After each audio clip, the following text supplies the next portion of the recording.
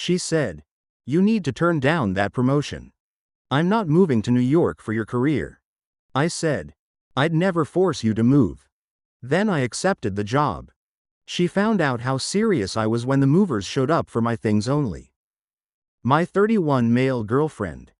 Serafina 28 female has a favorite saying. You can't frame a masterpiece. She uses it for everything. Why didn't she do the dishes? The sink's mundane geometry was stifling her creative flow, and you can't frame a masterpiece. Why was our credit card bill full of charges for artisanal incense and vintage velvet shawls? She was cultivating an aesthetic, and you can't frame a masterpiece. It was her all-purpose get out of adulting free card. For 3 years I thought it was quirky. Now I realize it was a mission statement. I'm an investment banker in Chicago. Or I was. 3 weeks ago I got the offer that changes everything. A vice president position at a top-tier firm in New York City. The money is staggering, a $450,000 base plus a guaranteed bonus that's more than my entire current salary. This is the goal post. The thing I've been working 80-hour weeks for since I got out of business school. I came home that night practically vibrating, ready to pop champagne and celebrate the fact that our lives were about to change forever. Serafina was in the living room surrounded by canvases in various states of incompletion. Her main gig is being a multidisciplinary artist. Which mostly means she sells a painting on Etsy every few months for $200 and spends the rest of the time talking about her process. She makes maybe $15,000 a year, which is fine, but it's a little rich considering she has a taste for vintage designer clothes and organic everything. A lifestyle that, you guessed it, I primarily fund. You can't frame a masterpiece. She'd say, handing me the receipt for a $500 block of Himalayan sculpting clay. The mental gymnastics could win gold at the Delusion Olympics. When I told her the news, she didn't even look up from dabbing a canvas with what looked like mud. "Oh, that's cool, Leo," she said. "So when are you telling them no?" I laughed, thinking it was a joke. The look she gave me could have frozen fire. "Leo, you're not actually thinking about this, are you?" She put her brush down. "My entire creative circle is here. My aura is finally unblocked in this apartment. The city's energy is crucial to my work." She gestured around our apartment, which I paid 80% of the rent for. I tried to be reasonable. "Serafina, this is New York. The art capital of the world. You could have access to galleries, museums. A whole new scene." She shook her head, her expression turning tragic, like I'd just suggested she take up accounting. "New York's energy is all concrete and greed. It's a creative graveyard. You know you can't frame a masterpiece, Leo. Putting me in a Wall Street high-rise would be like locking a songbird in a bank vault." The hypocrisy was breathtaking. This from a woman who wanted a house in Lincoln Park and complained my BMW wasn't a newer model. "My life is here," she declared. "My mentor, my art collective, my connection to the earth." Her mentor is a 70-year-old guy who reads tarot cards and tells her which colors have high-frequency vibrations. The conversation went on for hours. I offered every compromise.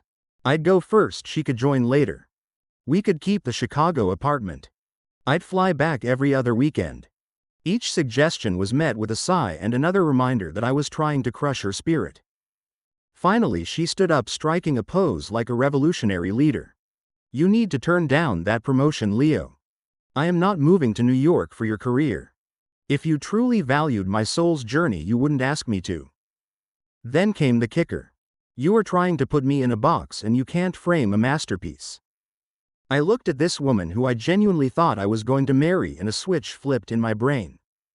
All the times I'd rearranged my life for her creative needs. The vacations I canceled because Mercury was in retrograde. The friends I stopped seeing because they had jagged auras.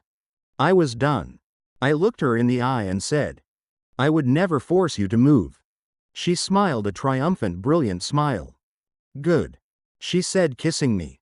"Email them tomorrow morning." And I did email them the next morning. To formally accept the position. I know it was cowardly, but arguing was pointless. She wouldn't have seen reason, she would have just launched a 3-week campaign of emotional terrorism.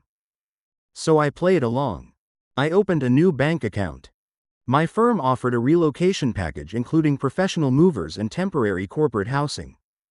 I scheduled the movers for Wednesday, the day she always attended her weekly intuitive movement and sound bath session with her art collective.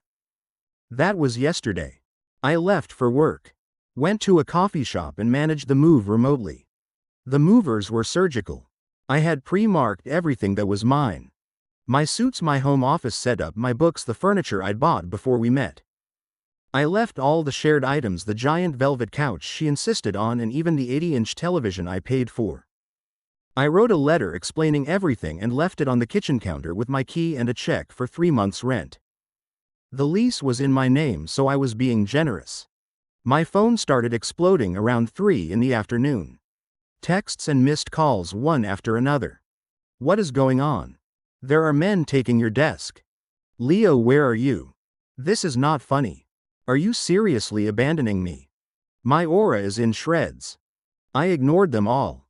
We'd already had the conversation. She'd given her ultimatum. I just made my choice. Finally, I sent one single text before blocking her number. I told you I'd never force you to move. I meant it. You can't frame a masterpiece after all. My flight to New York was this morning. My new apartment has a view of the entire city. For the first time in years, I feel like I can breathe. Edit. For everyone asking, her multidisciplinary art involved a lot of performance pieces where she'd read poetry to wilting houseplants. And yes, I did pay for the houseplants. Update 1. The last week has been a masterclass in entitlement. First off, New York is incredible. The job is a whirlwind of high-stakes deals and brilliant, ruthlessly efficient people. It's like a shot of pure adrenaline. My new boss, a guy who probably eats nails for breakfast, told me on day 1. Glad to have you, Leo. Don't screw up. It was the most encouraging thing I've heard in years. But you're not here for my career montage. You're here for the fallout. Serafina, true to form, found a way around the block. She started with my mother. Mom called me frantic. Leo, Serafina is here. She's hysterical. She said you just vanished and left her with nothing. I calmly explained the situation. Mom, I got a career-defining promotion. She gave me an ultimatum. I didn't abandon her, I refused to abandon my future. My mom, who has always been a bit intimidated by Serafina's artistic temperament, just sputtered. But she's so fragile. She said you screamed at her. Apparently, a calm disagreement has been reclassified as a war crime. Serafina, of course, had conveniently forgotten to mention the 3 months' rent I paid or the fact that she was the one who drew the line in the sand. Next up was my best friend Alex. He called me, barely able to contain his laughter. Dude, your ex is on a world tour of victimhood. She's telling everyone you not only left her homeless but you stole her irreplaceable art supplies. I took my clothes and my desk, Alex. I have pictures. Oh, I know.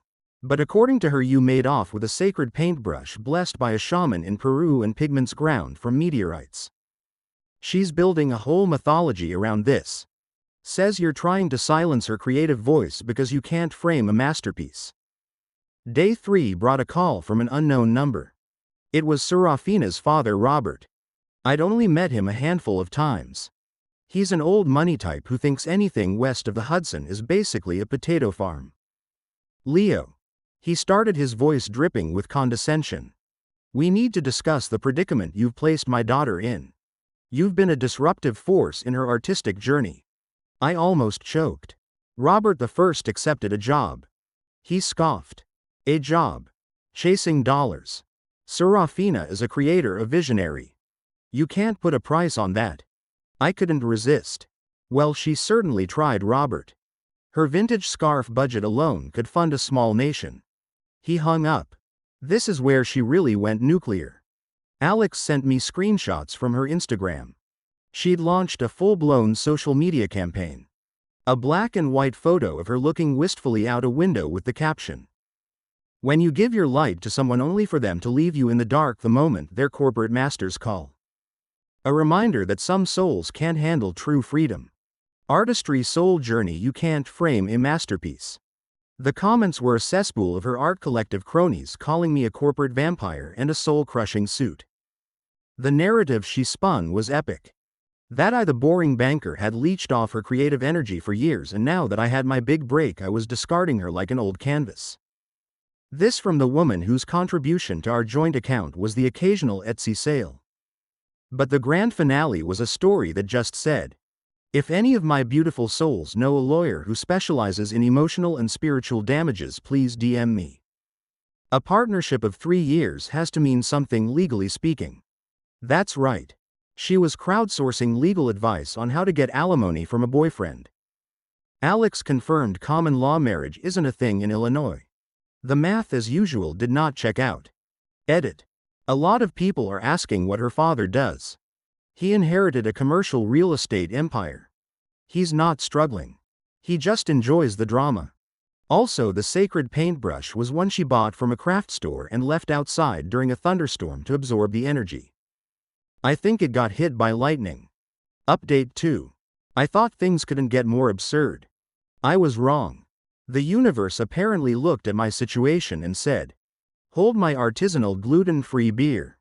A few days after my last post, I received an email. Not from Serafina but from her father Robert.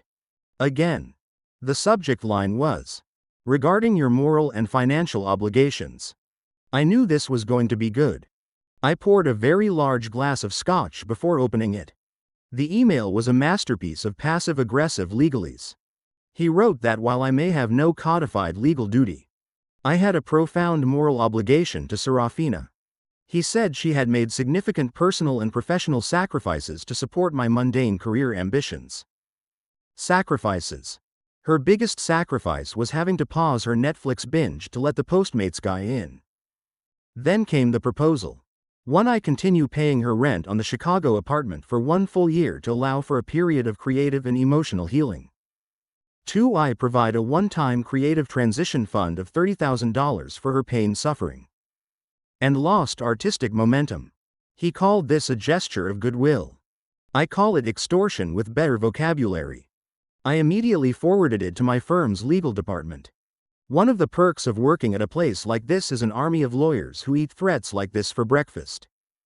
Their official response, which they sent back to me to approve, was basically a single elegantly worded sentence that translated to "Get lost and don't ever contact our employee again." My unofficial response from the junior lawyer who reviewed it was an email with 3 laughing emojis, and the subject line is "This for real?" But Serafina had another play. She reached out to my ex-girlfriend Qley. We'd ended things amicably years before I met Serafina. Qley texted me out of the blue. "Hey Leo. Heard what happened with Serafina. Pretty cold to just abandon her like that. I really thought you'd change." That one actually stung. I'd always respected Qley. But then something clicked. Qley works in tech marketing. She follows me on LinkedIn. She would have seen my job announcement and known exactly what kind of opportunity it was. My friend Alex, my loyal spy, confirmed it. There in the comments of Serafina's corporate vampire post was a comment from Qley. "Sending you so much love and light, Angel." His loss. Some men are just intimidated by a powerful woman's spirit. Qley, who knew my new salary was probably triple hers. Qley, who was actively choosing to play along with the charade. That's when I realized I hadn't just dodged a bullet, I'd escaped an entire cartel of drama-addicted manipulators. I blocked Qley's number without a second thought. And now for the main event. The nuclear option. Yesterday I woke up to a frantic text from Alex. "Dude. You need to see this now." He sent me a screenshot from Serafina's close friend's Instagram story. It was a picture of a positive pregnancy test held in a delicately manicured hand, her signature silver rings visible. The caption read, "Looks like some masterpieces can't be left behind after all. The universe has a funny way of keeping souls connected. Unexpected journey, divine timing." My blood ran cold. For about 5 seconds. Then the banker part of my brain took over and started running the numbers. The timeline was creative. Highly improbable, bordering on miraculous. I felt sick but also deeply suspicious. This felt less like a pregnancy announcement and more like a strategic gambit. A checkmate move from a player who just had her queen captured. I called Alex. "Find the original photo," I said. I guarantee you she didn't take that picture. He was on it. The silence on the other end of the line while he searched was deafening. I was waiting for the other shoe to drop. Or in this case, the other vintage ethically sourced cruelty-free vegan leather boot. Final update. This is the last time I'm updating this saga because the conclusion was so spectacularly unhinged it deserves to be the final word. The story of the fake pregnancy ended exactly as you'd expect.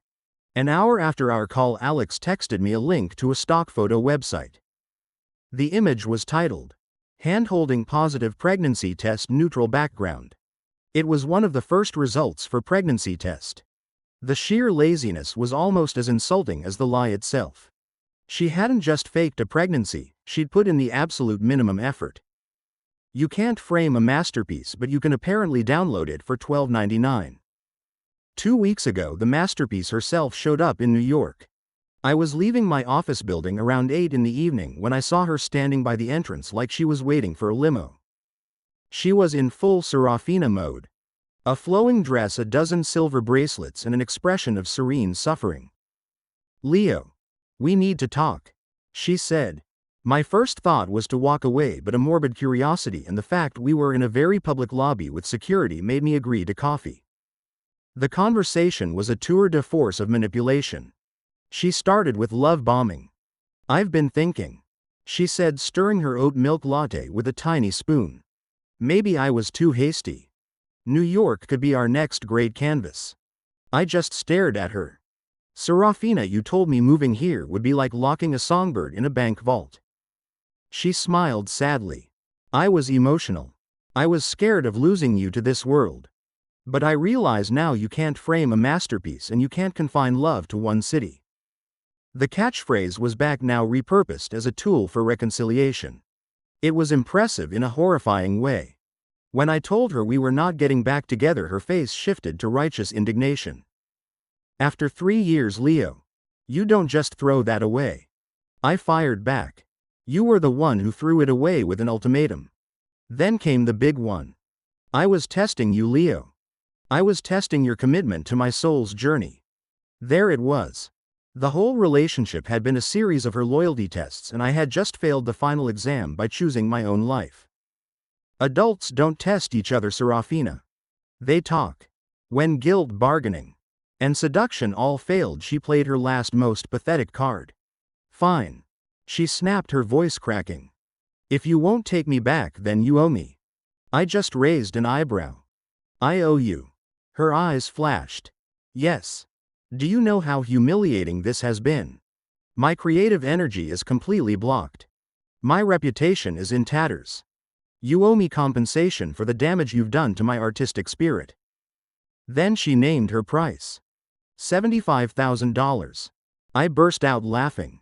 Right there in the middle of a quiet coffee shop. I couldn't help it. The audacity was just too perfect. I then calmly pulled out my phone, opened the stock photo of the pregnancy test, and slid it across the table. "Is this part of the emotional damages too?" The color drained from her face. She stared at the phone, then at me, and for the first time in 3 years she was speechless. There was no witty comeback, no spiritual justification. Just the blank, terrified look of a con artist who'd been caught. I stood up. "I already know what I lost, Serafina. A freeloader who thinks love is a blank check. I'm good with that loss." I walked out and didn't look back. The epilogue, according to Alex. 1. She flew home and started a GoFundMe called Healing a Framed Artist's Soul. It raised $70, mostly from her aunt, before it was reported and removed. 2. She was politely asked to leave her art collective after trying to borrow another artist's work for a gallery submission. 3. She's now providing spiritual guidance to a SoundCloud rapper who thinks NFTs are the future of art. The poor bastard has no idea what he's in for. 4. Her dad's lawyer sent one more angry letter. My firm's legal team responded with something so dense and threatening it probably gave him a migraine. We haven't heard from him since. And me. I found a fantastic apartment in Soho. I got my first 6-figure bonus. I started dating a woman from our marketing department who thinks my career is amazing and whose only aura is one of competence and humor. My mom called last week to apologize. Apparently, Serafina showed up at her house asking for money to fund a trip to Bali to realign her chakras after suffering a grave spiritual injury. My mom gave her $20 for gas and told her to lose her number. So that's it.